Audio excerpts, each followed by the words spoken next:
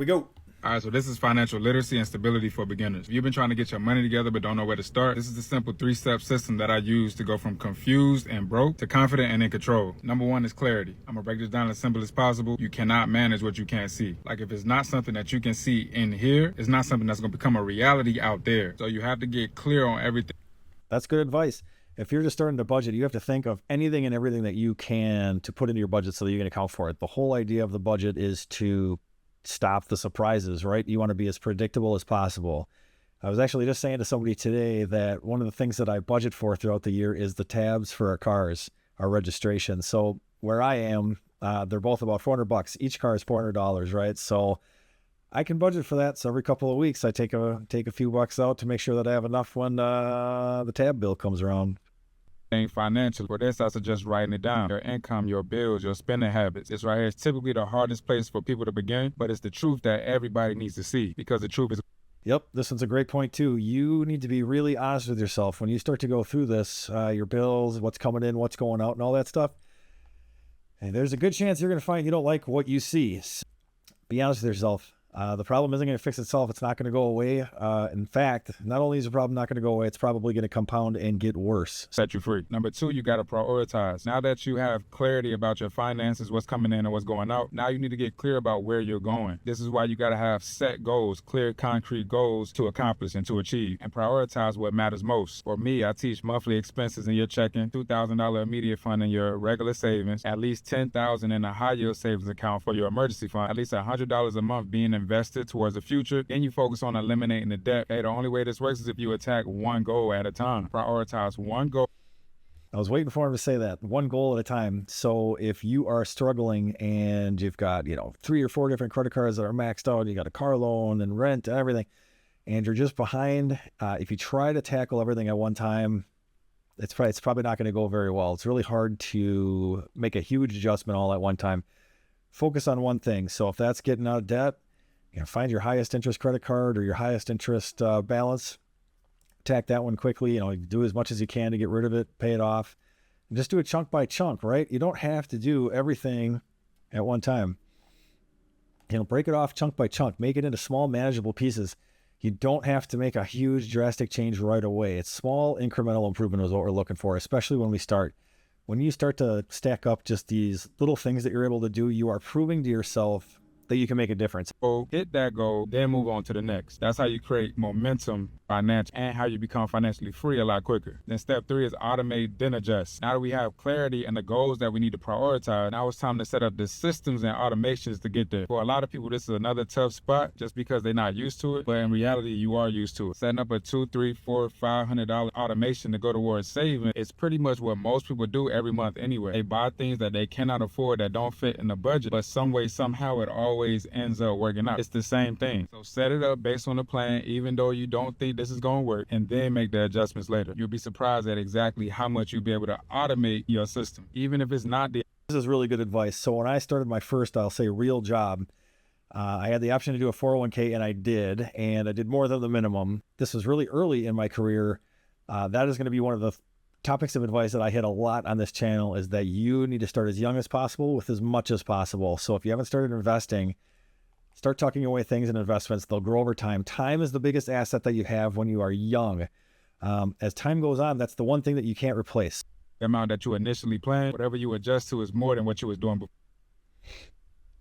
Yeah, and I think what he's saying here is, once you start, if you feel like something's not wrong or you discover something later and you have to pivot and adjust, that's okay, right? This isn't going to be perfect right away.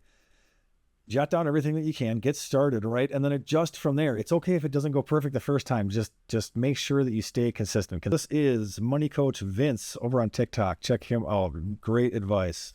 All right, next up, we got the Budget Mom. Don't wait until you feel ready. Start with what you have right now. The biggest lie we all tell ourselves is that we need more money, more knowledge, more stability before we're allowed to begin. But waiting is what keeps us stuck. The perfect moment will never come, and money doesn't start changing your life when you have a lot of it. It changes when you start paying attention to it. So start where you are with the numbers that you have, with the fears you carry, the mess, the shame, the overwhelm. because progress doesn't belong to people who have it all kind of figured out. It belongs to the ones who show up imperfectly, but consistently. Your power isn't in what you earn, it's in what you do with what you have. That's the truth I'd bet everything on. Really like this one too. A quote that resonates with me that I think connects really well with what she said, I believe is from Dirk Diggler. And he said, you don't have to be great to start, but you have to start to be great. To start investing, for example, you do not need any sum of money really at all. You could start with $1. Several brokers before you can buy fractional shares of stock right now for, I think, as little as like $5 or $10. So you need next to nothing to get started. So if you start with just $25 or $50 today, again, you're going to make that deposit, you're going to invest that money, and you're going to feel that much better about it next time. So I agree. Don't procrastinate. If you're trying to take action on something, do something that'll move the needle today. Up next, Appalachian Expat. What does she have to say? Realistic financial goals and how I saved $3,400 in 1 year. Now, last year I started watching Caleb Hammer. I understand he's not for everybody, but what he says about emergency Caleb can be a tough cookie. I like him. funds is very true. Not having an emergency fund is an emergency. So I opened an account with UFB Direct. It's an app. It's an online bank. You can download it on your phone and it's free. There's a ton of different ones out there, folks. You should definitely try to have an emergency fund. It's a high yield savings interest account. And right now my interest is about 4.31%. Now, I don't make a lot of money at my full-time job. It's about $2,300 per month. So I have to have additional income. Luckily, I have skills as a freelance journalist. So I still pitch stories and write from time to time, and that brings in extra income. Over the summer, I also had an additional job as a lifeguard.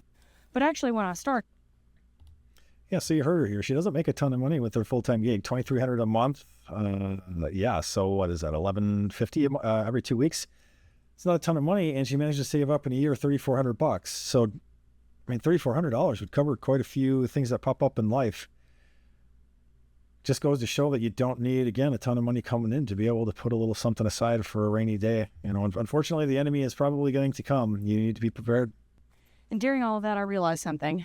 My spending was related to my inability to regulate my emotions and take care of my mental health. A lot of the times you hear, hey, you got to stop spending money if you want to save money. And that's true, but it's a hard pill to swallow. It really is. We all like to get nice new things, right? It's fun. You get to go out and go shopping, get something that you like. Especially when we live in a world that's super chaotic and hectic, and we're all looking for a reason to stick around, basically. So I started taking care of my mental health. I was connecting with a friend every day. I was watching my favorite Netflix shows at night. I was going to sleep on time. I started walking my dog more. I did all these things, consistent little daily habits that stacked up over time. What were we just talking about? It's small things that add up over the long haul. Just do something today. Anything that moves the needle just a little bit. Anything that will improve your life just a hair. If you can do more, great. But just do at least one thing today that'll help you just a little bit.